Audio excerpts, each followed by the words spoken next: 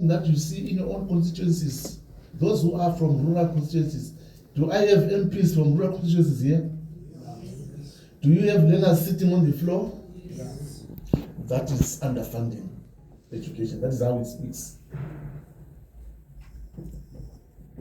I met a class where infant children were lying on their bellies, and I said, my God, this is 2026.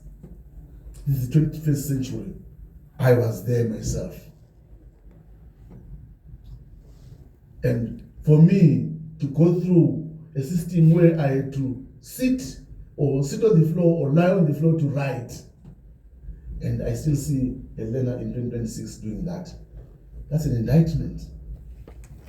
So where is our number one in education going to? Where is the money going to? And if I may want to ask, where is the money? We have made commitments, wonderful commitments, through various forums in the world. We stand in the podium, we take pictures, the media comes and we give speeches that are so wonderful, and we sign Agenda 2063, the Africa we want. Zimbabwe is a second to that. It's a commitment to the world, it's a commitment to the future, for the children who have not been born, for the children that were deciding for now, and when we are all dead and gone. But we're saying the Africa we want.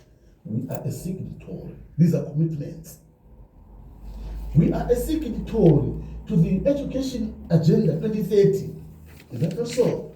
And we talk about it even in our own country here, Agenda 2030.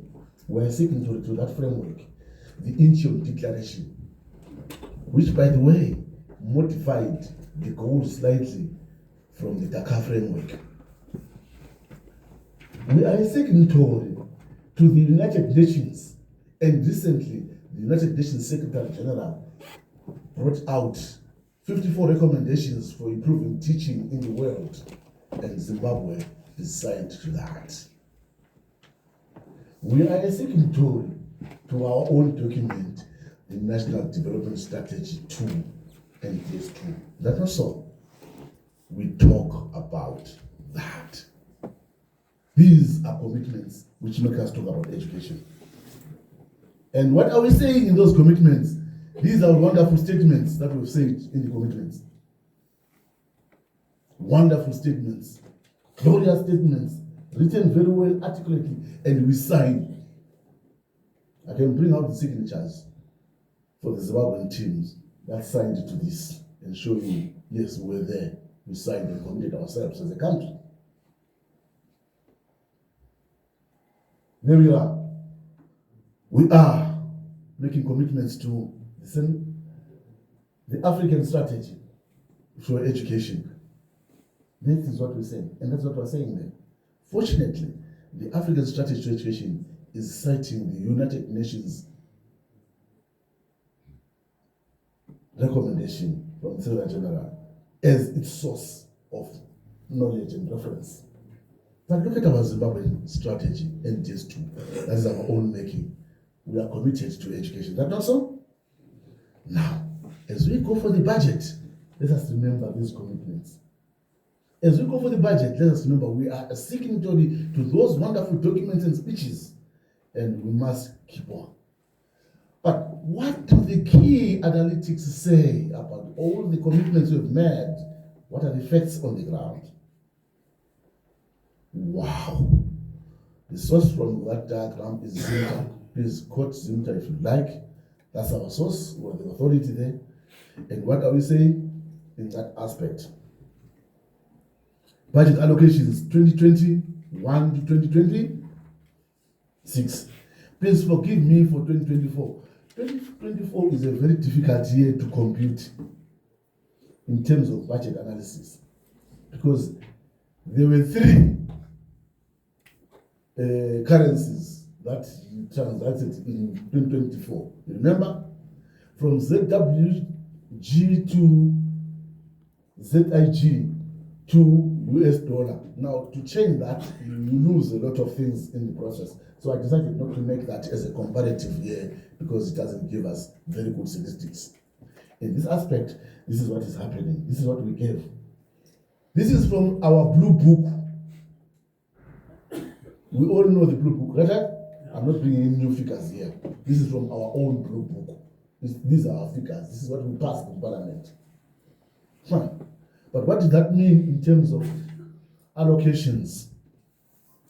Mathematical.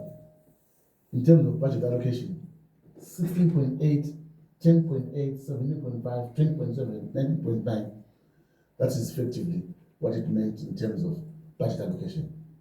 In terms of aligning ourselves to the commitments we made in the Incheon Declaration and Agenda 2030 for education, we are within range. Wonderful. We are within range.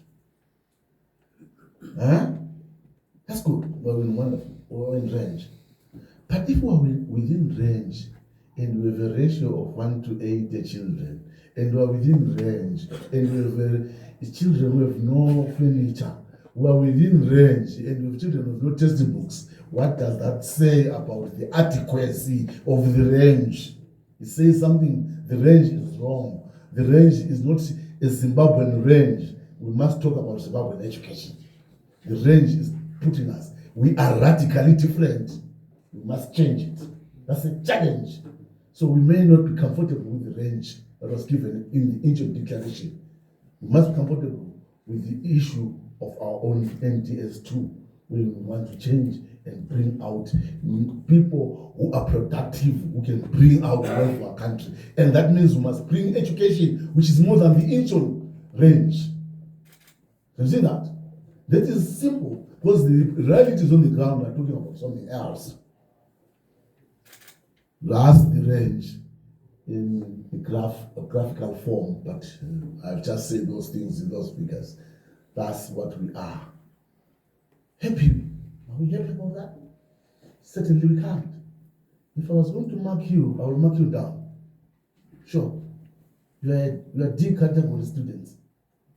Please raise your marks to C. At least be average. According to Zimbabwean standard. I didn't say according to Incheon what? Standard. According to Zimbabwean standard. That's a challenge. That's what the analytics say. Now, when you go down and look at the analytics and what's happening on the ground, you have even more frightening statistics if you are going to use the GDP. According to the statistics and the range, in the budget range, we are within Incheon range. But when we come to look at the GDP Incheon range, we are below, because we have never raised it right. The Incheon range says at least 4 to 6% of the GDP must be allocated to education. What it means is the cake that we bake in any given year, the 100% of the cake that we bake every year for the wealth of the country, if we took out about 4% of it or to 6% of it and gave it to education, we could be close to financing education. That's what it means. So when we look at all what we saw there in the range in budget data terms, it tells us that we have never been beyond 3% of the budget allocation. Currently, I want to give you, somebody can give me this from the crowd. Okay, we have got also other participants who are joining us virtually, and I think they can even join us when they intervene. The current budget, the current GDP of Zimbabwe is 52 billion, am I right? The wealth of the country is 52 billion, right? How much? Yeah. Okay. Let me not challenge you on that one. Because we may need to go into economics. Minister of Finance, those who are in the portfolio committee of finance, can you help us? What is the total wealth of the country? Yes, sir. Last recorded 55 billion. Thank you. Last recorded is 55 billion. I'm comfortable with 55 billion. This is 2026, right? Right. Let's do a quick multiplication. Can you give us 6% of 55 billion? What is 6% of 55 billion? Quick mathematics, just like that. What is 6% of 55 billion? Eh? 3. 3 billion. So how about giving education 3.3 billion in 2027? I'm trying to challenge. That's the reality, because I'm saying the children have not read the books. The teachers are not enough. They are underpaid. We are crying. That's Zimbabwe's NDS too. So let's deal with it. So I'm suggesting no figure, but I'm saying, why don't we then go to the GDP as a measure of our budget allocation as opposed to the budget process allocation? Because somewhere in the budget trends, the figures are shrouded. We can't see them. They're embalmed. They're hidden. Let's go to the GDP and see what happens. The total wealth is a representation of our fund. Can you see that? That's what the figures say. Let's make a comparison. Of course, you see, when you compare yourself, you don't compare yourself alone. You also compare yourself with the other countries. Is that right? Look at our neighbors. I don't want to compare myself with Mozambique and Malawi for obvious reasons, but I want to put Zimbabwe alongside South Africa, Botswana, and Namibia. Where are we here? We're almost comfortable, because we said in the budget process we're almost at 20%. Did you see those figures I flashed earlier on? We are doing well comparatively with South Africa and Botswana. But look at what Namibia is doing. Namibia is 24. Yeah? 2 million inhabitants are beating us. Can we do better and go beyond what Namibia has done? That's a challenge I'm living. I'm not saying anything about the next budget, but you are hearing us. There is no money. Please give us more money for the education we want in Zimbabwe. Not for the Africa we want, but for the Zimbabwe we want. That's the challenge. Having said that, colleagues, let me just give you those, why I was giving those 2 benchmarks there. Yeah. If we can improve on the budget processes, let us increase the share of the GDP.